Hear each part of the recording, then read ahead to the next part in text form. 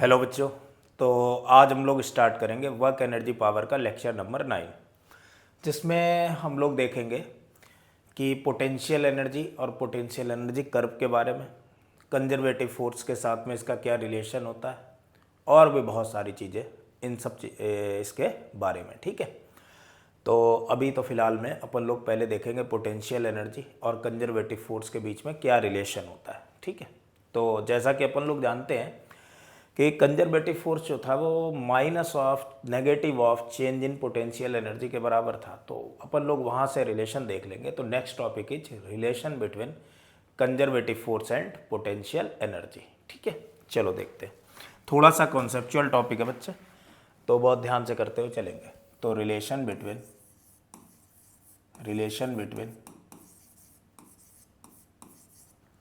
Conservative forces conservative force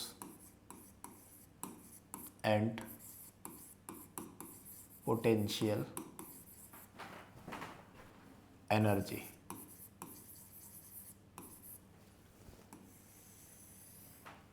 conservative force और potential energy में क्या रिलेशन है ये देखना अपन लोग को।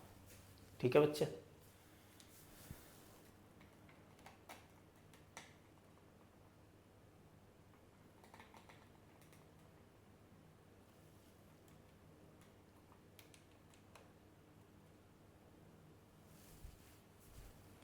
ठीक है भाई।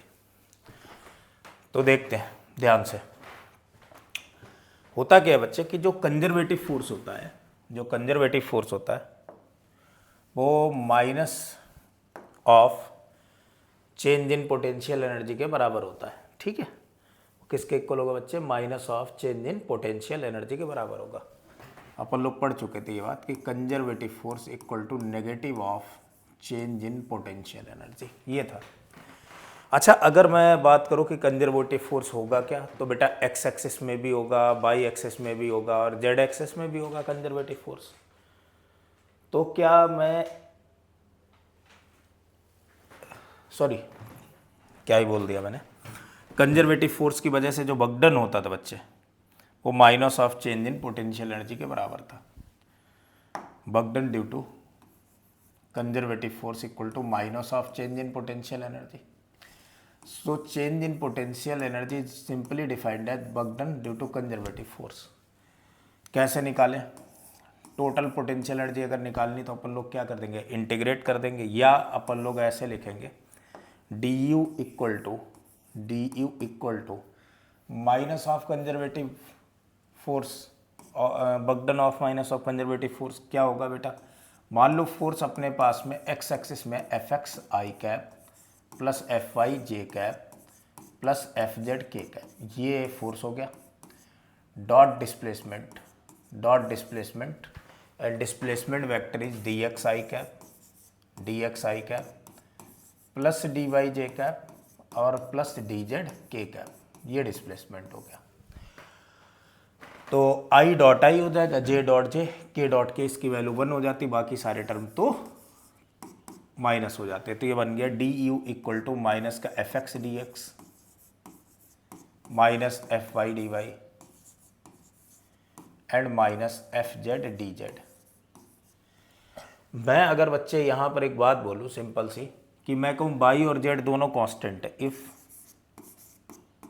Y comma Z is constant, अगर वाई जेड कांस्टेंट है तो ये जो डी यू आया इक्वल टू क्या आ जाएगा बच्चे? माइनस का F x D X. Sir ये बाकी कहाँ गए बेटा? अगर y और z कांस्टेंट होंगे तो dy और dz की वैल्यू तो 0 मानी जाएगी। भाई अगर ये कांस्टेंट है तो इनका चेंज आएगा ही नहीं, तो dy equal to dz equal to 0।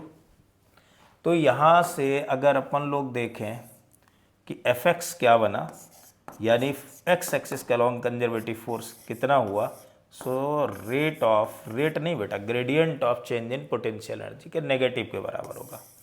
ऐसे ही एफ वाई डी वाई कितना हो जाएगा? एफ वाई की वैल्यू हो जाएगी भाई माइनस का D U over D Y. ये सर कब होगा? ये तब होगा जब x और z कांस्टेंट हो, और x और z अगर कांस्टेंट होंगे तो dx और dz की वैल्यू कितनी हो चुकी होगी बच्चे? 0 हो चुकी होगी। आगे देखते हैं। नेक्स्ट इज जेड और वाई, मैंने देख लिया वाई जेड कांस्टेंट है। तो नेक्स्ट इज वाई और एक्स अगर कांस्टेंट है, अगर वाई एक्स कांस्टेंट है तो मेरे प्यारे बच्चे ये बात बन चुकी होगी F Z equal to minus का D U over D Z. तो फोर्स में और पोटेंशियल एनर्जी में क्या रिलेशन होता है कंजर्वेटिव फोर्स में बच्चे, कि फोर्स जो होता है वो negative of gradient of potential energy के बराबर होता है। Negative of gradient of potential energy इसके बराबर होता है कंजर्वेटिव फोर्स। यहाँ तक बात क्लियर है, इसमें कोई दिक्कत परेशानी कुछ भी नहीं है। चलो मैं एक पोटेंशियल एनर्जी का एक्सप्रेशन देता हूँ और आप लोगों से पूछ लेता हूँ कि भाई फोर्स क्या होगा, निकाल ले जाएंगे, सिंपल सी बात है। चलो देखते हैं, एक एग्जांपल लेते हैं। Let's say potential energy of a body is defined as U equal to X square Y minus Y square Z. ये है in a space potential energy है। Then find conservative force, then find conservative force. तो conservative force find out करना है। बच्चे कहेंगे sir बड़ा आसान काम है कंजर्वेटिव फोर्स फाइंड आउट करना। पहले अपन लोग एक्स एक्सिस के अलॉन्ग देखेंगे, तो मेरा बच्चा बोलेगा कि एक्स एक्सिस के अलॉन्ग तो सर माइनस का D U over D x है, बट ये कंडीशन याद रखनी कि एक्स अगर यहाँ लिया है तो वाई और जेड को क्या करना है बच्चे, कांस्टेंट की तरह ट्रीट करना है। ठीक है, तो एफ एक्स क्या आ जाएगा अपने पास में, माइनस का D of D X of U, and u is what, u is X square Y minus Y square Z. Simple सी बात थी, इसका डिफरेंशिएशन कर देते बेटा। यहाँ y कांस्टेंट है, सामने आ गया, d of D X of x square का तो डिफरेंशिएशन 2x हो गया। सर ये तो दोनों कांस्टेंट है, इनका डिफरेंशिएशन कितना हो जाएगा, 0। तो fx की वैल्यू अपने को मिल गई बच्चे। fx की वैल्यू क्या आ गई, fx की तो वैल्यू आ चुकी है माइनस का 2xy। ऐसे ही मैं एफ वाई निकालूंगा सर। तो एफ वाई क्या होना चाहिए सर, एफ वाई को अगर अपन लोग को निकालना है तो D U over D Y कर देंगे, और कंडीशन वही बच्चे, कंडीशन होगी कि यहाँ पर एक्स और जेड कांस्टेंट होने चाहिए, यानी x comma Z is constant. In this case x और जेड को कांस्टेंट कर दिया। अब बच्चे अगर x और z को कांस्टेंट कर दिया है तो fy की वैल्यू कितनी आ गई, सो fy इक्वल टू मिल गया अपने को माइनस का d of D Y of expression of u that is equal to X square Y minus Y square Z. क्या काम करना बेटा, x और z को कांस्टेंट की तरह ट्रीट करना। तो यहाँ x है यहाँ z है, दोनों कांस्टेंट की तरह ट्रीट कर लेते हैं। तो fy क्या बन जाएगा, so fy equal to minus का एक्स स्क्वायर कांस्टेंट है, X square constant D of D Y of Y minus minus plus Y square, sorry Z जो है कांस्टेंट है, तो इसे तो बाहर निकाला, D of D Y of Y square, यही तो बना।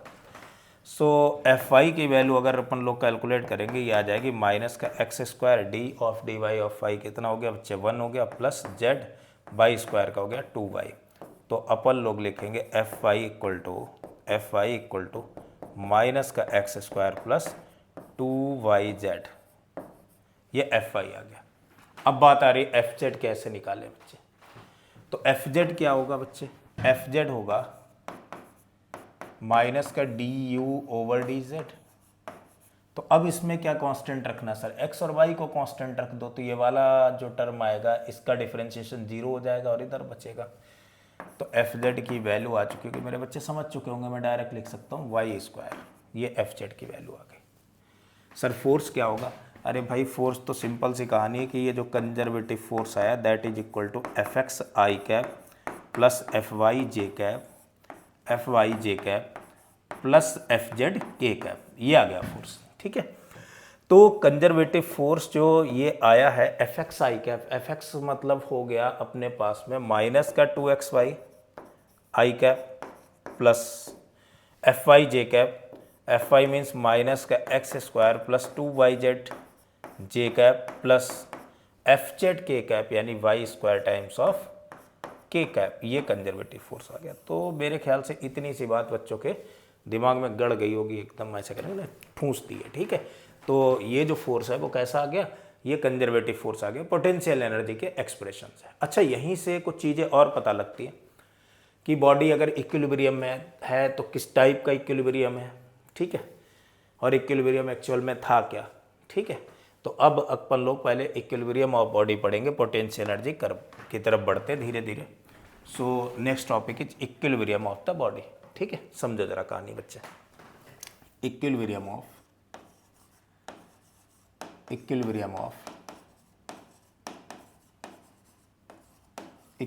ऑफ सिस्टम और बॉडी।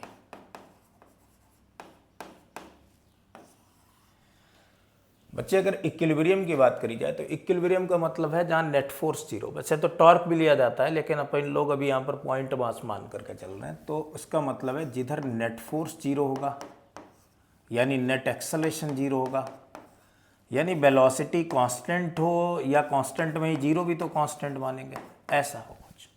चल रही हो तो चलती रहे, नहीं रुकी है तो रुकी रहे, वेलोसिटी कांस्टेंट हो, ऐसा जो सेटअप बनेगा that is called the equilibrium. इसे इक्विलिब्रियम कहते हैं बच्चे। इक्विलिब्रियम बच्चे 3 टाइप का है। कितने टाइप का है बालक मेरे?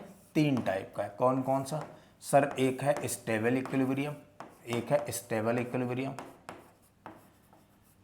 दूसरा है अनस्टेबल इक्विलिब्रियम, दूसरा तो है अनस्टेबल इक्विलिब्रियम, और तीसरा है न्यूट्रल इक्विलिब्रियम। 3 टाइप का इक्विलिब्रियम बना, स्टेबल इक्विलिब्रियम, अनस्टेबल इक्विलिब्रियम और न्यूट्रल इक्विलिब्रियम। सर ये तीनों क्या क्या है, ये बात समझा दो। बिल्कुल भाई, इन तीनों को बड़ा डेप्थ में हम लोग पढ़ेंगे, एक एक पॉइंट लगा करके कि स्टेबल इक्विलिब्रियम के एक्चुअल में अनस्टेबल क्या और न्यूट्रल क्या है, और इनसे रिलेटेड ग्राफ्स और क्वेश्चंस पर काम करेंगे, ठीक है। तो बच्चे स्टेबल और अनस्टेबल इक्विलिब्रियम, ये दोनों बातें अगर देखी जाए तो ये दोनों ही क्या है, ठीक है। चलो समझते हैं। तो पहले स्टेबल इक्विलिब्रियम क्या होता है, ध्यान देना। स्टेबल इक्विलिब्रियम, तो next point is stable equilibrium. Stable equilibrium, stable equilibrium का मतलब मैं ऐसे समझाऊं, सिंपल सी कहानी। मान लो ये अपने पास में, लेट से ये अपने पास में कोई हेमिस्फेरिकल बाउल है ऐसे, और यहाँ ऑब्जेक्ट ऐसे रखा हुआ है, ये सेंटर है इसका। इस ऑब्जेक्ट को इसके सेंटर से थोड़ा सा स्लाइटली ऐसे शिफ्ट करा दिया थीटा एंगल पर, या जहां पर भी इसे शिफ्ट करा दिया मैंने, ऐसे आ गया। तो इस पर mg बेटा एक्ट करेगा इधर। ये एंगल अगर थीटा था तो ये वाला भी एंगल थीटा ही रहना चाहिए। इस तरफ हो जाएगा mg cos थीटा, और इससे डायरेक्शन में आ जाएगा बच्चे mg sin थीटा। होगा क्या बताना जरा? होगा ये कि जब इसे इधर की तरफ शिफ्ट कराएंगे तो mg sin थीटा की वजह से ये वापस अपनी पोजीशन की तरफ आने की कोशिश करेगा। हाँ, अगर मैं इधर भी शिफ्ट कराऊंगा तो अगेन ये mg sin थीटा की वजह से अपनी तरफ आने की कोशिश करेगा। किस तरफ बच्चे? जहाँ पर ये रखा है, जिस पोजीशन पर। अच्छा, जिस पोजीशन पर रखा है सर, क्या वो इक्विलिब्रियम है? बिल्कुल वो इक्विलिब्रियम है बच्चे। कैसे इक्विलिब्रियम है, ध्यान देना। ऊपर की तरफ अगर अपन लोग देखें कि n लग रहा है इस पोजीशन पर, नीचे की तरफ mg लग रहा है, बाकी कोई फोर्स नहीं लग रहा है, यहाँ नेट फोर्स जीरो है, ये इक्विलिब्रियम है। हाँ, लेकिन मैंने इसके लेफ्ट और राइट में अगर शिफ्ट किया तो फोर्स जीरो नहीं रहा, फिर ये वापस आने की ऐसे कोशिश कर रहा है इधर की तरफ। जैसे ये पेंडुलम भी ले लें, वो भी यही कहानी कहेगा। या मैं एक एग्जांपल ले लूँ स्प्रिंग की। मान लो कोई स्प्रिंग ऐसे मैंने रखी, ये एक ऐसे स्प्रिंग रखी ऐसे, और इस स्प्रिंग को ध्यान दो, मैंने या तो कंप्रेस किया इसकी नेचुरल लेंथ से, अभी ये नेचुरल लेंथ पर थी अपनी, अभी ये नेचुरल लेंथ पर थी, इसे मैंने कंप्रेस किया, या फिर इसे मैंने एक्सपेंड किया इसकी नेचुरल लेंथ से, ऐसे खींच दिया तो मान लो ये स्प्रिंग खींचते हुए यहाँ पर आ गई, ये इसकी नेचुरल लेंथ थी, यहाँ तक इक्विलिब्रियम नेचुरल लेंथ थी, वहाँ तक इस पर नेट फोर्स कितना था भाई? नेट फोर्स तो जीरो था, नॉर्मल एक्शन ऊपर नीचे mg, बाकी कोई फोर्स लग नहीं रहा था। लेकिन जैसे ही खींचा वैसे ही इस डायरेक्शन में एक स्प्रिंग फोर्स लगाएगी kx के बराबर। डिस्प्लेसमेंट मैंने इसका इधर किया, और फोर्स जो था, फोर्स इस तरफ लगना चालू हो गया, उससे अपोजिट डायरेक्शन में एक फोर्स ऐसे एक्ट करना चालू हुआ। ऐसे मैं डिस्प्लेसमेंट अगर इसका इधर करूंगा तो इस पर फोर्स अपोजिट डायरेक्शन में एक्ट करना चालू हो जाएगा इस तरफ। तो ऐसा जो इक्विलिब्रियम होता है, that equilibrium is called stable equilibrium. Stable equilibrium से क्या मतलब है? स्टेबल इक्विलिब्रियम से बच्चे मतलब है कि अगर किसी ऑब्जेक्ट को उसकी इक्विलिब्रियम पोजीशन से स्लाइटली शिफ्ट करा जाए या शिफ्ट कराया जाए इक्विलिब्रियम पोजीशन से, तो वो ऑब्जेक्ट वापस अपनी उसी पोजीशन पर आने की कोशिश करे टू मिनिमाइज पोटेंशियल एनर्जी। अब सोचो जरा, यहां अगर पोटेंशियल एनर्जी रेफरेंस मान लें तो यहां पोटेंशियल एनर्जी होगी कम और इस पॉइंट पर तो इसकी पोटेंशियल एनर्जी बढ़ गई। अगर पोटेंशियल एनर्जी बढ़ गई तो ये वापस लाने की कोशिश कर रहा, अपनी पोटेंशियल एनर्जी को कम करने की कोशिश करना। तो स्टेबल इक्विलिब्रियम का मतलब ही यही है कि कोई बॉडी स्टेबल इक्विलिब्रियम में आना ही चाहेगी अपनी पोटेंशियल एनर्जी को मिनिमाइज करने के लिए। जैसे कि और एग्जांपल दूं, मैं किसी ऑब्जेक्ट को उठा करके अर्थ से ऊपर ऐसे ले आ रहा हूँ, जैसे छोड़ूंगा पता ये बात नीचे जाएगी। वो क्यों जा रही नीचे? ऊपर लेकर के आया तो उसकी पोटेंशियल एनर्जी बढ़ी है, जैसे ही छोड़ूंगा वो अपनी पोटेंशियल एनर्जी को मिनिमाइज करने की कोशिश करेगा तो धीरे धीरे नीचे जाएगा, तो हाइट कम होती जाएगी, यानी mgh की वैल्यू क्या होती जाएगी? कम होती चली जाएगी। तो स्टेबल इक्विलिब्रियम का मतलब ही बच्चे ये है कि कोई ऑब्जेक्ट जो है जब स्टेबल इक्विलिब्रियम से शिफ्ट किया जाता है तो वो अपनी पोटेंशियल एनर्जी को मिनिमाइज करने की कोशिश करता है। यहाँ देखना बच्चे जरा, मैं इसको स्प्रिंग को मैंने ऐसे खींचा, अभी कोई पोटेंशियल एनर्जी नहीं थी, पोटेंशियल एनर्जी क्या हो गई थी? जीरो। लेकिन अगर स्प्रिंग को खींचूंगा तो इसके अंदर एक स्प्रिंग के अंदर पोटेंशियल एनर्जी आ जाएगी और वो हो जाएगी पोटेंशियल एनर्जी किसके इक्वल बच्चे? हाफ के एक्स स्क्वायर के इक्वल। अब ये जो स्प्रिंग है, ये स्प्रिंग इस पोटेंशियल एनर्जी को मिनिमाइज करने की कोशिश करेगी, इस पोटेंशियल एनर्जी को मिनिमाइज करेगी। तो स्टेबल इक्विलिब्रियम का मतलब ये होता है कि एक फोर्स लगने लगता है जो डिस्प्लेसमेंट के अपोजिट डायरेक्शन में लगता है, and that equilibrium is called stable equilibrium. एक फोर्स एक्ट करने लगता है जो डिस्प्लेसमेंट के कैसा होता है बच्चे? अपोजिट डायरेक्शन में होता है। ऐसा इक्विलिब्रियम स्टेबल इक्विलिब्रियम कहलाता है। ठीक है, ऐसे इक्विलिब्रियम को अपन लोग क्या नाम देते हैं? ऐसे इक्विलिब्रियम को बच्चे नाम देते हैं स्टेबल इक्विलिब्रियम। मतलब अगर मैं यहाँ बात करूँगा तो यहाँ ये इसकी मीन पोजीशन है, इसकी मेन पोजीशन है। जैसे ही मैंने इसे इधर की तरफ खींचा तो अब डिस्प्लेसमेंट अगर मैंने इसका इधर दिया तो फोर्स इधर की तरफ एक्ट करेगा, और डिस्प्लेसमेंट अगर मैं नेगेटिव दे दूं 0,0 मान के तो फोर्स पॉजिटिव डायरेक्शन में एक्ट करेगा। तो इसमें फोर्स जो एक्ट करता है बच्चे, जब डिस्प्लेसमेंट नेगेटिव तो फोर्स पॉजिटिव, और जब डिस्प्लेसमेंट पॉजिटिव तो फोर्स नेगेटिव। नेगेटिव मीन्स हो गया, नेगेटिव डिस्प्लेसमेंट का मतलब हो गया मैं इक्विलिब्रियम पोजीशन से लेफ्ट साइड में नेगेटिव और राइट साइड में पॉजिटिव। जो चीज़ इसके लेफ्ट साइड में वो नेगेटिव और इधर की तरफ पॉजिटिव, तो फोर्स इधर की तरफ इक्विलिब्रियम की तरफ है तो नेगेटिव, और इसमें फोर्स इक्विलिब्रियम की तरफ है लेकिन राइट वर्ड है तो कैसा हो गया? पॉजिटिव हो गया। यहाँ तक बात क्लियर हो गई, कोई दिक्कत ही नहीं है। तो इस तरीके की चीज़ें, तो मैं इस बात को, इस स्टेटमेंट को लिख भी दे रहा हूँ कि स्टेबल इक्विलिब्रियम एक्चुअल में होता क्या है, फिर और बातें भी समझाता हूँ। इसमें बहुत सारी बातें डेप्थ में। ठीक है, तो होता क्या है इक्विलिब्रियम? स्टेबल इक्विलिब्रियम ये ऐसी पोजीशन है जिस पर पार्टिकल पर नेट फोर्स 0 होता है, और अगर पार्टिकल को शिफ्ट किया जाए, डिस्प्लेस किया जाए इसके इक्विलिब्रियम पोजीशन से, तो नेट फोर्स इस पर opposite to the displacement act करने लगता है, और जिसकी वजह से ये इक्विलिब्रियम पोजीशन के अबाउट जो है वो क्या करने लगता है बच्चे? ऑसिलेशन करने लगता है। अगर इसे मैं यहाँ से ऐसे हटा दूंगा तो ये इसके अबाउट क्या करेगा? ऑसिलेशन करना स्टार्ट कर देगा। ठीक है, तो अपन लोग क्या लिखेंगे यहाँ पर स्टेटमेंट कि इस equilibrium position is that, equilibrium position is that position, equilibrium position is that point, position is that point, is that point where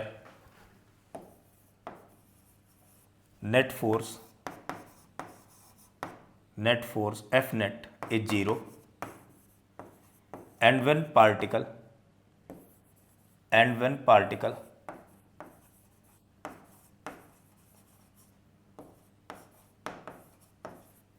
is displaced from it, and when particle is displaced from it,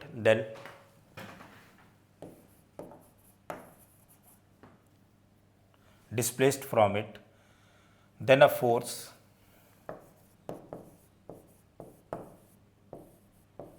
acts opposite to the displacement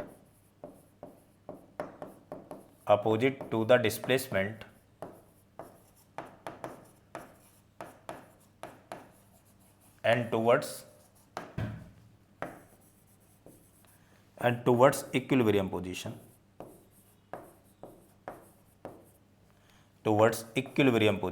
and particle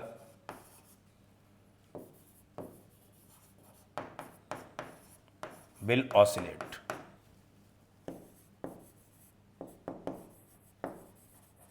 About equilibrium, particle equilibrium के about क्या करने लगता है बच्चे? Oscillate करने लगता है। ये वाली कहानी समझ में आ गई होगी इतनी। चलो मैं इसी चीज़ को और आगे बढ़ाता हूँ, ध्यान देना स्टेबल इक्विलिब्रियम को ही। मान लो बच्चे अपने पास में कोई फोर्स है, ऐसे मैंने मान लिया कि अपने पास में एक कोई फोर्स दे रखा है इस तरीके से, ये फोर्स है, फोर्स और डिस्प्लेसमेंट के बीच का ग्राफ है ऐसे, ये डिस्प्लेसमेंट है और मैंने कहा ये फोर्स है। जहां पर फोर्स जीरो है that position is called equilibrium position. उस पोजीशन को अपन लोग क्या नाम देंगे? Equilibrium position. जहां पर फोर्स जीरो, उस पोजीशन को अपन लोग क्या नाम देंगे बच्चे? Equilibrium position. अब आगे अगर देखा जाए तो फोर्स जो होता है वो डिस्प्लेसमेंट ग्राफ का बच्चे स्लोप होता है। क्या होता है फोर्स? डिस्प्लेसमेंट ग्राफ का स्लोप। इस तरफ अगर पहुंचे, देखो फोर्स की वैल्यू बढ़ी यानी फोर्स पॉजिटिव में, फोर्स की वैल्यू जिधर की तरफ बढ़ेगी पोटेंशियल एनर्जी वहाँ पर क्या होगी? ज़्यादा, और इधर की तरफ भी फोर्स नेगेटिव में बढ़ा तो भी पोटेंशियल एनर्जी ज़्यादा। ऐसे देखो बच्चे ध्यान देना, अगर एक में फोर्स पॉजिटिव है, फोर्स जब पॉजिटिव है, positive means this, negative means this. अगर फोर्स पॉजिटिव है तो इसमें देखा था बच्चे कि जब फोर्स पॉजिटिव था, फोर्स जब पॉजिटिव था तो भी पोटेंशियल एनर्जी क्या थी? ज़्यादा थी, और इधर भी पोटेंशियल एनर्जी क्या हो गई? ज़्यादा हो गई।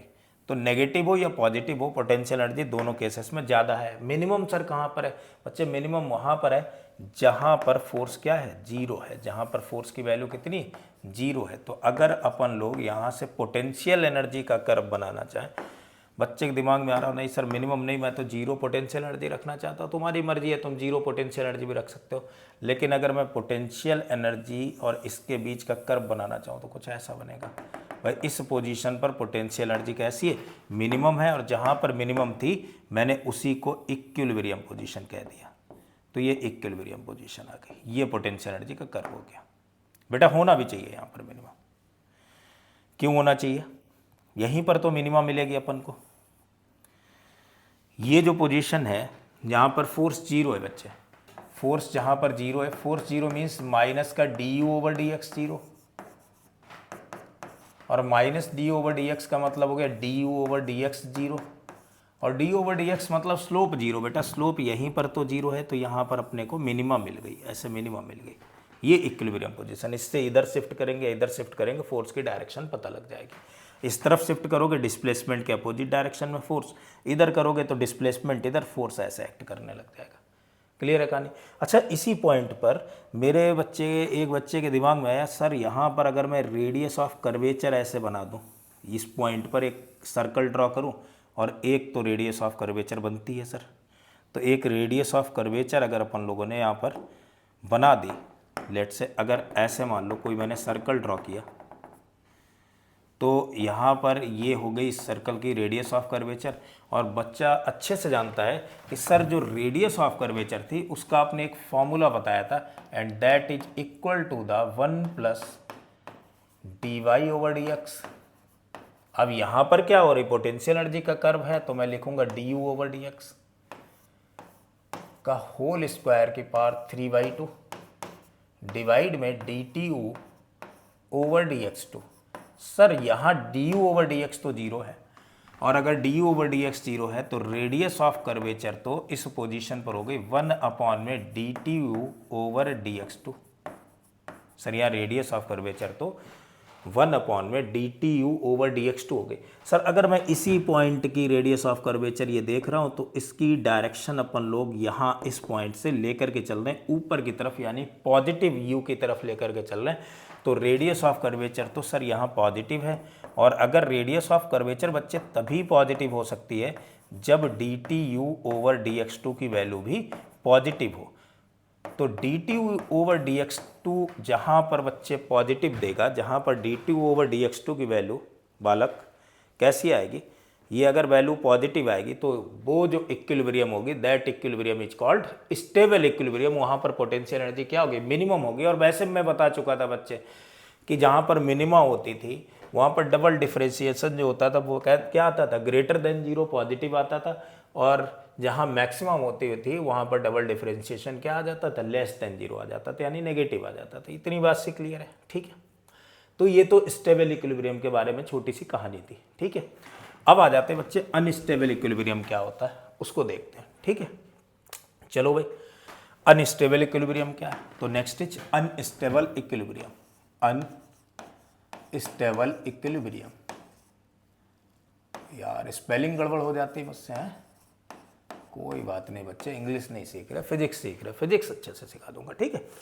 तो अनस्टेबल इक्विलिब्रियम क्या होती है बच्चे, बिल्कुल ऐसा ही कि अगर मीन पोजीशन मीन्स जहाँ पर पोटेंशियल एनर्जी मिनिमम है उससे किसी ऑब्जेक्ट को थोड़ा सा शिफ्ट करें या शिफ्ट कर दें उस पोजीशन से, तो वापस उस पोजीशन पर नहीं आएगा कभी भी।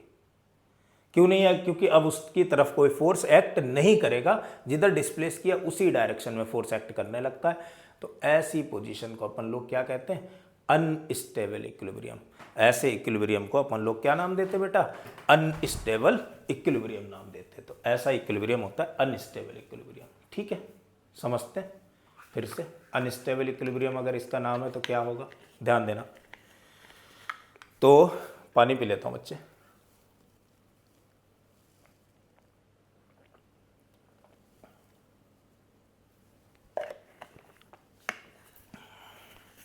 सुबह के 5 बजे हुए, मुझे प्यास लग रही, बताओ। देखो भाई,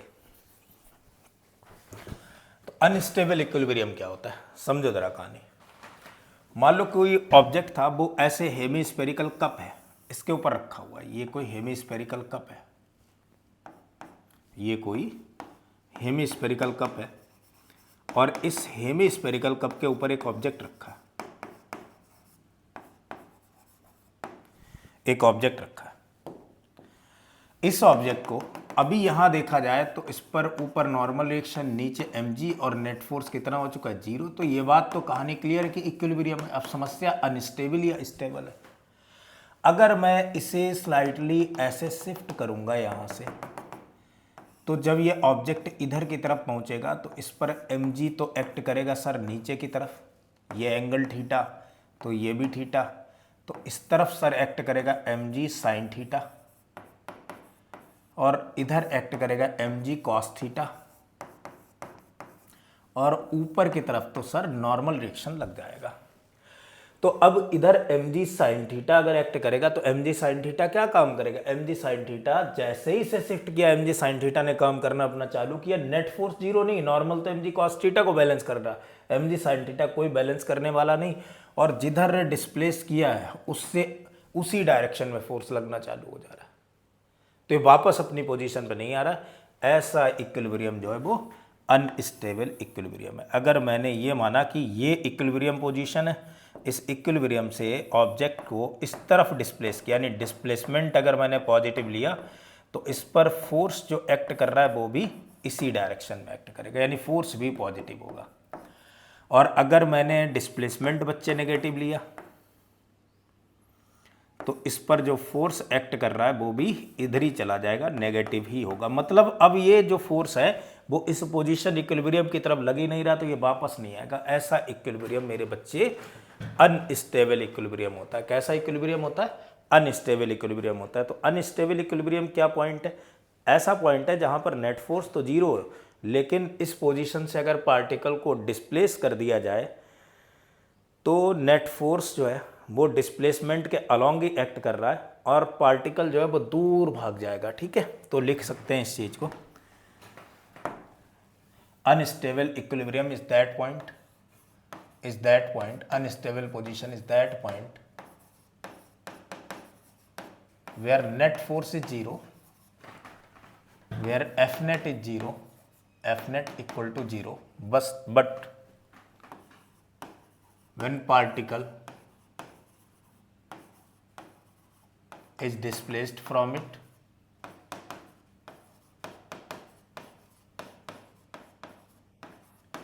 displaced from it, then force acts along the displacement, acts along the displacement,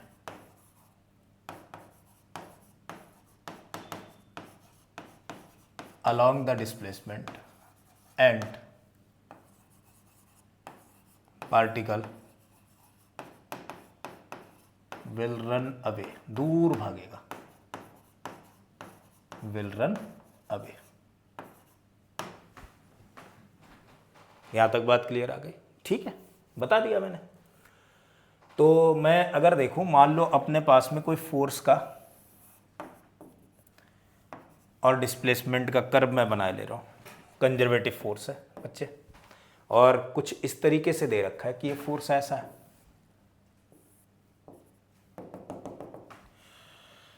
अब मान लो मैंने इस फोर्स की वजह से पार्टिकल को इधर की तरफ डिस्प्लेस किया, इस तरफ ऐसे डिस्प्लेस किया, इस तरफ डिस्प्लेस किया, यहां पर फोर्स कैसा बच्चे? पॉजिटिव है, और डिस्प्लेसमेंट भी कैसा है? पॉजिटिव है। देखो जरा ध्यान देना, फोर्स भी पॉजिटिव, डिस्प्लेसमेंट भी पॉजिटिव।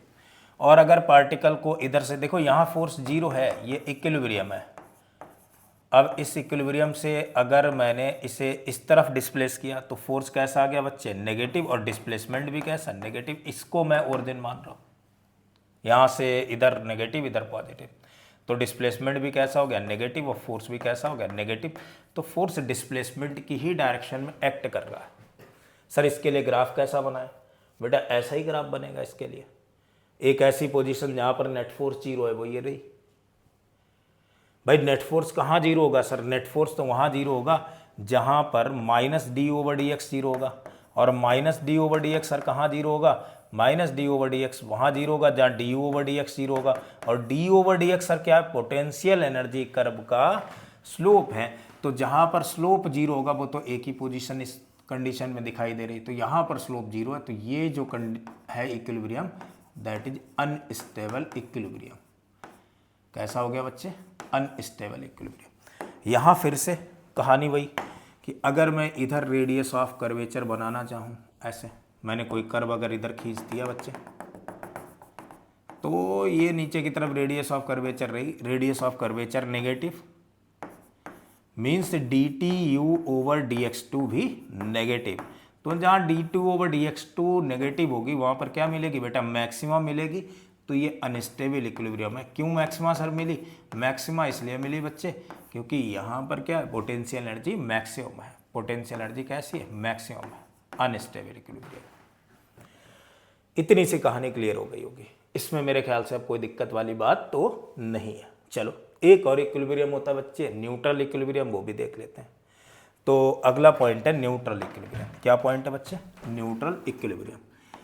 तो नेक्स्ट इज न्यूट्रल इक्विलिब्रियम। समझते हैं जरा न्यूट्रल इक्विलिब्रियम क्या होता है। न्यूट्रल इक्विलिब्रियम क्या है, ये वाली पूरी कहानी समझते हैं। देखो बच्चे ध्यान दो, न्यूट्रल इक्विलिब्रियम का मतलब ये है कि मान लो कोई ऑब्जेक्ट जो है इस सरफेस पर ऐसे रखा हुआ है, तो इस पर नॉर्मल रिएक्शन ऊपर की तरफ लग रहा है, नीचे mg एक्ट कर रहा है। मैं यहाँ पर पहुँच गया, अभी भी बच्चे देखो ऊपर की तरफ नॉर्मल रिएक्शन एक्ट कर रहा है और नीचे की तरफ तो mg एक्ट कर रहा है। फिर मैं यहाँ पहुँच गया और अभी भी क्या है? ऊपर की तरफ नॉर्मल रिएक्शन एक्ट करेगा और नीचे की तरफ mg एक्ट करेगा। मतलब मैं ऑब्जेक्ट को डिस्प्लेस करा रहा हूँ, लेकिन इक्विलिब्रियम से या कहीं से किसी पोजीशन से डिस्प्लेस कराने पर फोर्स ना तो नेगेटिव हो रहा ना पॉजिटिव हो रहा, फोर्स तो जीरो ही रह रहा। मैं इधर डिस्प्लेसमेंट करा रहा हूँ, डिस्प्लेसमेंट पॉजिटिव ले रहा हूँ, इधर डिस्प्लेसमेंट करा रहा हूँ, डिस्प्लेसमेंट नेगेटिव ले रहा हूँ, लेकिन फोर्स पर कोई फर्क नहीं पड़ रहा है। ऐसा इक्विलिब्रियम न्यूट्रल इक्विलिब्रियम है। हर जगह फोर्स जीरो है, हर जगह फोर्स जीरो, हर जगह फोर्स जीरो। मतलब बेटा D U over D X की तो वैल्यू क्या होगी? जीरो होगी। और D U over D X की वैल्यू अगर जीरो होगी तो D T over D X two की वैल्यू भी क्या होगी? जीरो होगी। और अगर बेटा D two over D X two की वैल्यू जीरो होगी तो रेडियस ऑफ कर्वेचर तो बच्चे इनफाइनाइट होगी। कैसी होगी रेडियस ऑफ कर्वेचर? इनफाइनाइट होगी, नेगेटिव सॉरी लिख दिया, इनफाइनाइट। क्यों? क्योंकि रेडियस ऑफ कर्वेचर का तो फॉर्मूला ही ये था कि D U over D X की पावर होल स्क्वायर की पावर 3/2 अपॉन में D T U over D X two, यही तो था। तो रेडियस ऑफ कर्वेचर मेरे बच्चे कैसी हो जाएगी? इनफाइनाइट हो जाएगी रेडियस ऑफ कर्वेचर। यहां तक कहानी क्लियर है। तो ये जो इक्विलिब्रियम है ये न्यूट्रल इक्विलिब्रियम है। तो इन सारे इक्विलिब्रियम की अगर अपन लोग देखें तो एक हिल प्रोफाइल बना लेते हैं। ये जो पोटेंशियल कर्व है, पोटेंशियल डिस्प्लेसमेंट ग्राफ है, इसकी सिमिलरिटी है प्रोफाइल ऑफ हिल से, बिल्कुल हिल से प्रोफाइल से कैसी है बच्चे? सिमिलरिटी हुआ करती है। तो वो सिमिलरिटी बना लेते हैं, ठीक है। तो U R graph and it's similarity with UR graph and its similarity with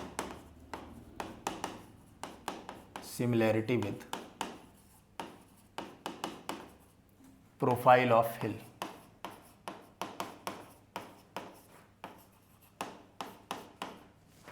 Similarity with profile of hill. Similarity with profile of hill. देखो ये U है, ये R है, ऐसे मैंने बना दिया। मान लो ये पर्वत है, एवरेस्ट चोटी है, ठीक है। तो इसमें अगर देखा जाए तो सर इसमें आप बताना क्या चाह रहे हो? बच्चे कुछ नहीं बताना चाह रहा हूँ। ये जो पॉइंट है यहाँ पर D U over D R की वैल्यू 0 होगी, और जिन पॉइंट्स पर D U over D R की वैल्यू 0 है वो इक्विलिब्रियम है। मैक्सिमा यहाँ मिल रही है, और ये कैसा है? अनस्टेबल इक्विलिब्रियम है, अनस्टेबल इक्विलिब्रियम। सर जहाँ पर मिनिमम हो डी ओवर डी आर की वैल्यू, बेटे जहाँ पर डी ओवर डी आर की वैल्यू मिनिमम, वो हो गया स्टेबल इक्विलिब्रियम, स्टेबल इक्विलिब्रियम। और सर मैं एक काम कर रहा हूँ, मैं ऐसे खींचे दे रहा हूँ, यहाँ कोई भी ऑब्जेक्ट अगर रखा जाएगा तो ये भी it behaves like a neutral equilibrium, ये पूरा न्यूट्रल इक्विलिब्रियम है। इतनी सी छोटी छोटी सी बातें हैं जो बच्चों के समझ में आ चुकी मेरे ख्याल से। अब मैं छोटी सी बातें और बच्चे पूछना चाह रहा हूँ, बहुत छोटी सी बातें पूछना चाह रहा हूँ, ध्यान देना। मैं अगर ऐसे ही कोई कर्व ऐसे बना दे रहा हूँ और आपसे पूछूं कि कौन सी पोजीशन जो स्टेबल है और कौन सी पोजीशन अनस्टेबल, तो आप बता दोगे। जैसे मुझे पता है, बता दोगे बच्चे। देखो मैं अगर ये कहूँ कि बच्चे ये कर्व है अपने पास में, ये कर्व है, तो या पूछूं ये पॉइंट ए है, ये पॉइंट बी है, ये डी है, ये सी है, तो ये पूछो कौन सी स्टेबल पोजीशन है, तो बच्चे बोलेंगे मेरे कि ए और बी जो पोजीशन है सर ये तो स्टेबल है। नहीं सर अनस्टेबल है। क्यों? क्योंकि यहाँ पोटेंशियल एनर्जी कैसी है? मैक्सिमम है, यहाँ स्लोप 0 है। सर सी पॉइंट पर पोटेंशियल एनर्जी मिनिमम है, तो ये अनस्टेबल है।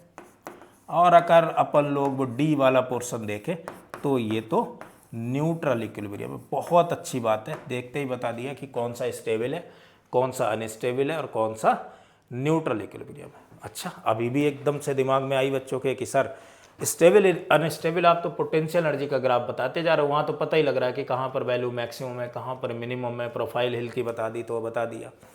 अगर लेकिन सर फोर्स का ग्राफ हो, इसकी जगह अगर ग्राफ फोर्स का हो, तब कैसे मैं बता पाऊंगा स्टेबल अनस्टेबल? देख लेते बच्चे, क्लियरिटी करके देख लेते एक बार, ध्यान देना। मान लो फोर्स और डिस्प्लेसमेंट के बीच का ग्राफ है ऐसा, ये लेट से फोर्स और डिस्प्लेसमेंट के बीच का ये रहा ग्राफ मान लो कोई, ठीक है।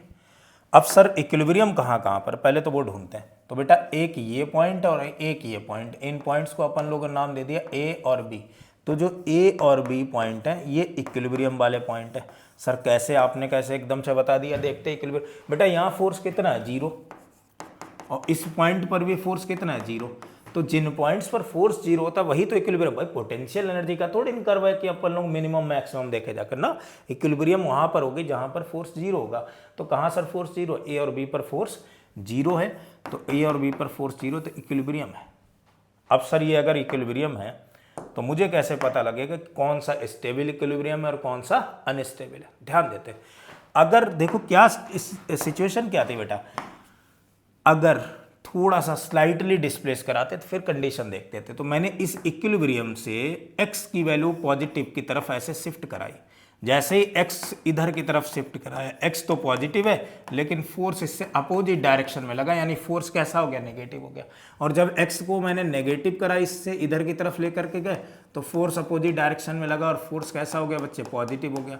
तो जब डिस्प्लेसमेंट से अपोजिट डायरेक्शन में फोर्स लगता था तब जो इक्विलिब्रियम थी वो कैसी थी मेरे बच्चे, तब वो इक्विलिब्रियम थी स्टेबल इक्विलिब्रियम। तो ए पॉइंट तो सर स्टेबल है और बी पॉइंट सर अनस्टेबल होगा। क्यों होगा, अगर आप इसे पॉजिटिव की तरफ शिफ्ट कराओगे, डिस्प्लेसमेंट आगे की तरफ लेकर के जाओगे, बढ़ाओगे, तो फोर्स की भी वैल्यू पॉजिटिव आएगी यानी डिस्प्लेसमेंट के अलॉन्ग होगी। और अगर इसे नीचे की तरफ ऐसे शिफ्ट कराओगे तो फोर्स की वैल्यू अगेन कैसी आएगी, नेगेटिव आएगी। तो वो डिस्प्लेसमेंट के ही अलॉन्ग है, दोनों डायरेक्शन में डिस्प्लेसमेंट के अलॉन्ग है। तो ये जो इक्विलिब्रियम बना बच्चे वो कैसा हो गया, अनस्टेबल इक्विलिब्रियम हो गया, अनस्टेबल इक्विलिब्रियम हो गया। यहां तक कहानी क्लियर है भाई, इसमें कोई दिक्कत नहीं। सर आपने पोटेंशियल एनर्जी का कर्व बना दिया कि ऐसे ऐसे कोई कॉन्टिन्यूअस कर्व था और आपने आसानी से बता दिया कि कहाँ पर मैक्सिमम है, कहाँ पर मिनिमम है, क्या क्या है। लेकिन सर अगर कोई कर्व ऐसा हो, मान लो कोई कर्व उल्टा सीधा कोई बना दिया, मान लो लेट से कर्व जो है वो कुछ इस तरीके का है। सर कर्व ऐसा है, सर कर्व ऐसा है, कर्व जो है अपना वो कुछ गर्व करने लायक नहीं है, ऐसा है कर्व। ये पोटेंशियल एनर्जी का सर कर्व है u और x के बीच का। अरे बच्चे यहां तो ग्राफ टूट गया, जिस पॉइंट पे ग्राफ टूट जाता है उससे हम लोग कहते हैं डिसकंटिन्यूटी। ये जो फंक्शन है ये फंक्शन है डिसकंटिन्यूअस फंक्शन। कैसा बच्चे फंक्शन है ये, डिसकंटिन्यूअस फंक्शन है, डिसकंटिन्यूअस फंक्शन है। तो ये बच्चे डिसकंटिन्यूअस फंक्शन हो गया। अब अगर ये डिसकंटिन्यूअस फंक्शन है तो सर यहां से यहां के लिए क्या होगा बच्चे, एक बात बताना जरा, यहां पर x की वैल्यू चेंज नहीं करी मैंने, पोजीशन चेंज करी ना, पोटेंशियल एनर्जी एकदम से बढ़ गई। और बगडन बाई कंजर्वेटिव फोर्स क्या था बच्चे, बगडन बाई कंजर्वेटिव फोर्स जो था वो बगडन बाई कंजर्वेटिव फोर्स था माइनस का डी ओवर डी एक्स। अब dx तो बेटा चेंज करा ही नहीं, अगर dx चेंज करा नहीं तो फोर्स तो इनफाइनाइट हो गया और इनफाइनाइट फोर्स की वजह से बगडन भी इनफाइनाइट हो गया, यानी नॉट डिफाइन है बच्चा, ये नॉट डिफाइन, ये भी नॉट डिफाइन। तो यहां बगडन जो होगा बाई कंजर्वेटिव फोर्स डिफाइन ही नहीं होगा, नॉट डिफाइन होगा। तो ये ग्राफ पॉसिबल नहीं है, कोई भी डिसकंटिन्यूअस ग्राफ है, अगर इस तरीके से डिसकंटिन्यूअस ग्राफ है, अचानक से ब्रेक हो रहा है, तो वो पॉसिबल नहीं है, ये ग्राफ नॉट पॉसिबल, ये ग्राफ पॉसिबल नहीं होगा, नॉट पॉसिबल। अच्छा सर अगर मैं ऐसे ग्राफ बना दूं, अगर मैं ग्राफ इस तरीके से बना दूं, क्या ये पॉसिबल होगा ग्राफ? ध्यान दो पोटेंशियल एनर्जी का, ऐसे मैंने एक ग्राफ बना दिया, ये लो, ये लो सर, बेटा ये भी पॉसिबल नहीं है। क्यों? क्योंकि यहां से यहां तक जो वर्क डन है, वर्क डन बाय कंजर्वेटिव, वो नॉट डिफाइन है, नॉट डिफाइन, नॉट डिफाइन। यहां पोटेंशियल एनर्जी बढ़ती गई, कॉन्टिन्यूटी रही, बढ़ती गई, अचानक से ये पोटेंशियल एनर्जी जो है अचानक से कम हो गई, यानी dx में जो चेंज आया है वो बिल्कुल आया ही नहीं, और du में चेंज आ चुका है, du में चेंज आ चुका है, तो फोर्स जो है कंजर्वेटिव फोर्स तो वहां पर डिफाइन नहीं होगा, तो ये भी ग्राफ जो है वो नॉट पॉसिबल है। तो सर क्या ऐसे सारे ग्राफ जो हैं जो टूटेंगे वो पॉसिबल नहीं होंगे, जो डिसकंटिन्यूअस होंगे वो पॉसिबल नहीं होंगे? नहीं बच्चे, मैं एक ग्राफ बना सकता हूँ, ऐसे बहुत सारे बना सकता हूँ। देखो अगर मान लो ऐसे चले कोई ग्राफ और फिर ये वापस आए,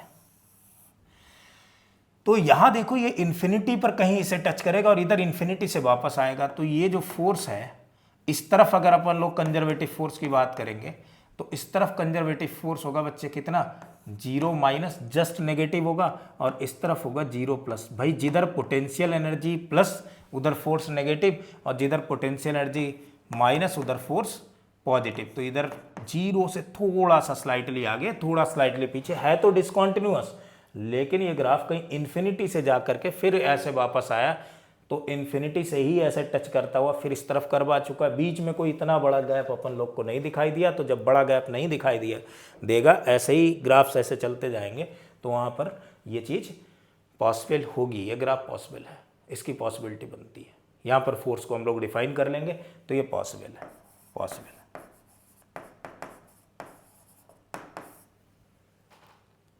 अच्छा सर, अगर मैं कहूँ इस पॉइंट पे क्या पॉसिबल है ग्राफ ऐसे, बेटा यहाँ पर अगर टेंजेंट ड्रॉ करो तो बहुत सारी खींचेंगी, और टेंजेंट ही तो du/dx था, तो एक पॉइंट पे बहुत सारी टेंजेंट बेटा, नॉट पॉसिबल। तो ये ग्राफ पॉसिबल नहीं होगा। तो जहाँ पर आपको शार्पनेस मिलेगी वहाँ ग्राफ पॉसिबल नहीं होगा, उस पॉइंट पर अपन लोग नहीं मान सकते कि ये चीज़ डिफाइन हो पाएगी, नॉट डिफाइन है। और जहाँ पर कहीं कट मिल गया लंबा कि इसके बीच की पोजीशन के बीच में बिल्कुल चेंज नहीं हुआ और बाकी चीज़ें एकदम से चेंज हो गई, यहाँ है बेटा, यहाँ देखो, वहाँ इनमें और इस ग्राफ में अंतर है, इसमें पोटेंशियल एनर्जी चेंज हुई नहीं, उसी पोजीशन से अपन लोग लेकर के आए, तो ये पॉसिबल है, ये डिफाइन है।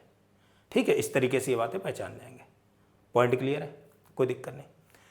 सर और भी कोई चीज़ें हो सकती है जहाँ पर अपन लोग देखें क्या? सर एक जगह पर क्या एक ही पॉइंट पर स्टेबल और अनस्टेबल इक्विलिब्रियम दोनों हो सकते हैं? जैसे मैं बच्चे से बात करूं कि बच्चे ऐसा कोई ग्राफ है, ये ग्राफ है ऐसे, क्या सर इस पॉइंट पर स्टेबल और अनस्टेबल इक्विलिब्रियम दोनों हो सकते हैं?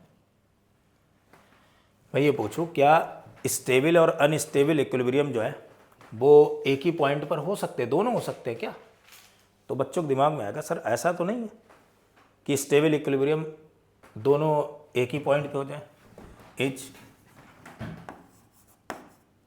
The stable and unstable equilibrium, stable and unstable equilibrium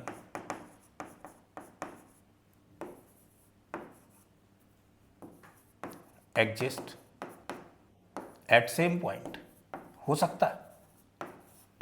बच्चे कहेंगे सर एक चीज बताओ, यहां पर तो अपन लोग को मिनिमा दिखाई दे रही है, और मिनिमा दिखाई दे रही तो स्टेबल इक्विलिब्रियम हो गया, पोटेंशियल एनर्जी मिनिमम हो गई, तो ये सर अनस्टेबल इक्विलिब्रियम तो नहीं हुआ। लेकिन मैं बताऊंगा बच्चे, मैं बताऊंगा इस चीज को कि कैसे स्टेबल अनस्टेबल। अगर ग्राफ कुछ ऐसा हो, u = x² - z² and potential energy curve along y axis, मैं y एक्सिस अलोंग इस कर्व को बनाऊं, तो ये पॉसिबिलिटी है। कैसे? ध्यान देना, मान लो अपने पास में कोई 3D ऑब्जेक्ट है ऐसे,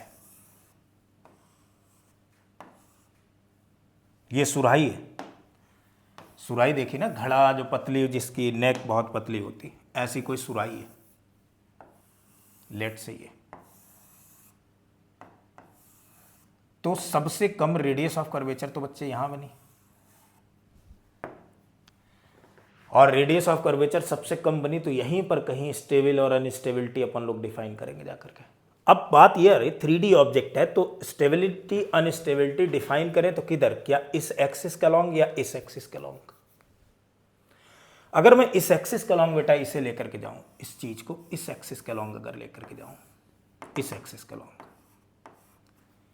तो इससे अगर मैं स्लाइटली डिस्प्लेस करूंगा तो ये वापस अपने इक्विलिब्रियम की तरफ को आने की कोशिश करेगा, तो ये कैसा ग्राफ है? स्टेबल इक्विलिब्रियम है। और इसी सुराही में अगर मैं देखूं इस तरफ अंदर या इधर बाहर की तरफ लाने की कोशिश करूं इस कर्व को, तो ये वापस जैसे ही बाहर की तरफ ऐसे लेकर के आएंगे। बच्चे सुराही मतलब समझ रहे हो ना, मैं समझाने की कोशिश कर रहा हूं, ध्यान देना। एक पेज ले लेता हूं मैं, एक पेज ले लेता हूं फिर बताता हूं। एक पाइप टाइप से मान लो, ये रहा, ये लो, ये सिलेंडर है,